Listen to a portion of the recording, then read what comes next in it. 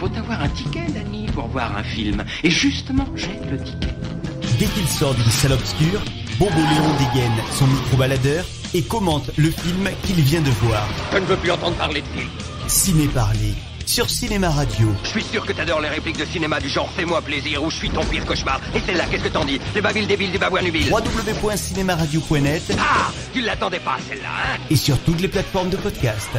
C'est un passeport pour un autre monde. Bonjour, c'est Bobo pour Cinéma Radio. Aujourd'hui, on parle de Dans la terrible jungle de Ombeline Lé et Caroline, je sais plus comment. Et donc, Dans la terrible jungle, c'est un film qui a été sélectionné à la CID.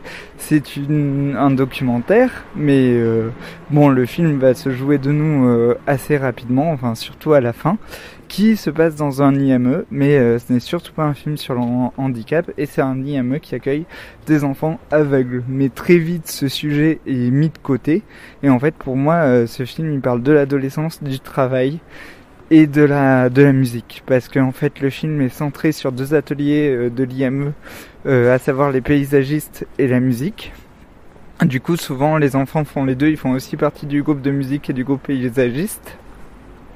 Et en fait ça nous raconte la vie de ces deux ateliers sur, je pense, une année scolaire, parce qu'à la fin ça finit le 6 juillet, la date est dite. Et c'est un film fabuleux, quoi, voilà. On voit des personnages qui sont merveilleux, qui font des choses juste hallucinantes.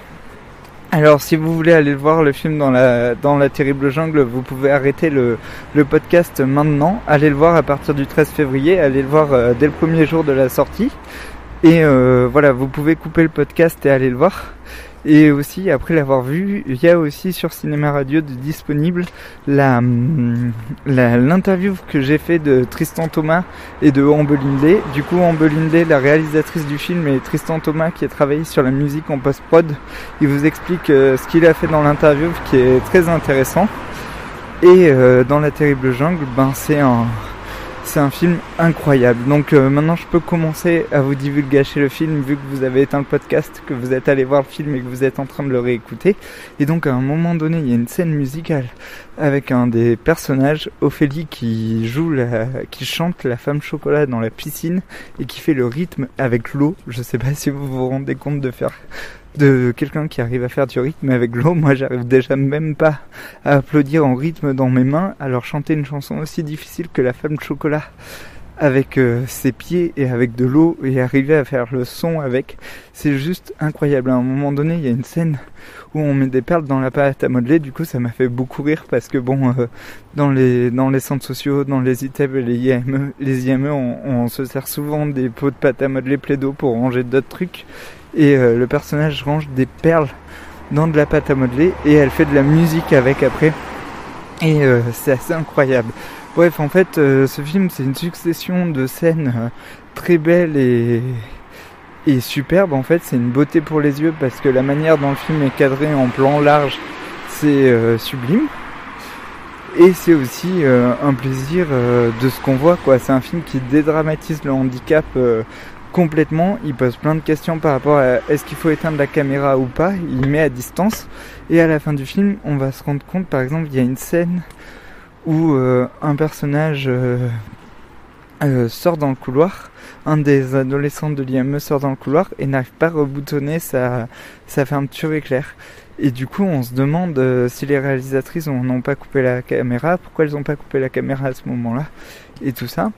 Et bref, ça pose plein de questions par rapport au documentaire, et à la perception du documentaire, et à la perception du spectateur. Et à la fin du film, on se rend compte que tout a été écrit, en fait, avec les acteurs du film, avec les enfants de l'IME. Et du coup, c'est un film qui a été fait en co-construction avec les enfants présents sur le tournage, les héros du film, qui ont aidé à écrire les scènes. Il y avait tout le temps un éduc présent, alors qu'on s'en rend pas du tout compte dans le film. Et voilà, il y a même une scène où il réhabilite la chanson de Renaud, Toujours vivant, toujours debout. C'est vraiment une scène d'anthologie. Et en fait, ce film, c'est une succession de scènes aussi incroyables les unes que les autres. Et en plus, voilà quoi, il y a un moment donné où ils disent, après l'ITEP, après l'IME, c'est quoi? C'est les SAD. Et voilà, du coup, ça parle un peu de la condition de travail des handicapés, qui n'ont souvent pas le choix que de travailler dans les ESSAD, et ça parle aussi de la manière dont notre société traite les handicapés, donc ça c'est passionnant. Et il y a aussi autre chose de très intéressant, c'est la manière dont ces ateliers s'articulent dans l'IME, et aussi la manière dont ces jeunes vivent cette adolescence. Mais moi, ça m'a presque fait penser à L'argent de poche de Truffaut, où comme les enfants ont été complètement intégrés à l'écriture du film dans les scènes, et que peut-être ces scènes ne sont pas documentaires mais que c'était des jeux, ça m'a aussi fait penser à Chris Marker ou au groupe Ziga Vertov quand ils donnaient leur caméra aux employés du film. Du coup, d'un documentaire a priori sur un sujet tire-larme, ça se transforme en film hyper engagé et hyper militant en fait, qui va bien au-delà du simple IME La Pépinière. C'est un film magnifique, il faut absolument aller le voir le 13 février en salle. C'est un film, vous allez ressortir des étoiles dans les yeux, vous allez rire et pleurer, ça va vous rappeler votre adolescence, ça peut piquer à des moments donnés selon vos parcours de vie. Et voilà, je vous conseille vivement d'aller voir Dans la terrible jungle. Je vous conseille d'aller le voir à partir du 13 février. Et voilà, n'oubliez pas d'écouter mon interview de Ombe Lindley et de Tristan Thomas que j'ai fait au club à la séance. D'ailleurs, je salue encore le directeur du club, une fois n'est pas coutume, d'organiser des projections d'aussi bons films avec des réalisateurs et des réalisatrices tout aussi passionnants. Et voilà, je vous laisse. Vous pouvez écouter les ciné-parlés sur Cinéma Radio, sur YouTube, sur Deezer et sur toutes les plateformes de podcast. À bientôt, ciao.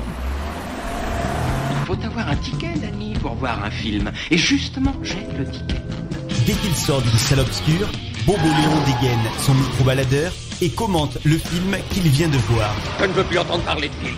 Ciné-parler sur Cinéma Radio. Je suis sûr que t'adores les répliques de cinéma du genre Fais-moi plaisir ou Je suis ton pire cauchemar. Et celle-là, qu'est-ce que t'en dis? Les babiles débiles du babouin-nubil. www.cinemaradio.net. Ah, tu l'attendais pas celle-là, hein? Et sur toutes les plateformes de podcast. C'est un passeport pour un autre monde.